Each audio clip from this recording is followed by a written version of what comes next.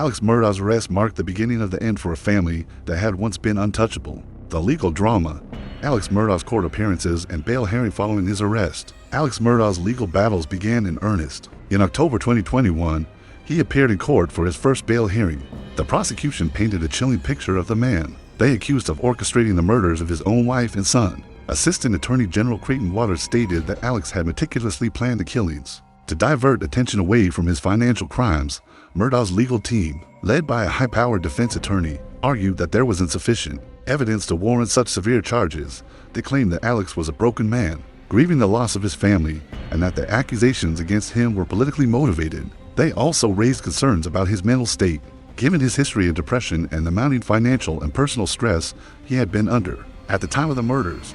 Despite the defense's arguments, the judge ruled to deny Alex Murdaugh bail, citing the severity of the charges and the possibility that he might pose a flight risk. Alex's legal team vowed to fight the charges, but the stage was set for a long, drawn-out trial. As the case progressed, the media spotlight turned even brighter on the Murdaugh family. Journalists and reporters camped outside the courthouse, eagerly awaiting updates on the trial. The public's fascination with the case only grew as new details emerged about the Murdaughs' personal lives, their financial dealings, and the events leading up to the murders. The role of financial crimes, embezzlement, and fraud uncovered. One of the most staggering aspects of the case was the extensive financial fraud that Alex Murdaugh had been involved in. Over the years, he had allegedly stolen millions of dollars from his clients, some of whom had trusted him with their most personal and sensitive legal matters. The victims of his fraud included the families of deceased individuals who had been owed settlements and funds for wrongful death claims. Instead of distributing those funds, Alex allegedly siphoned them off for personal use.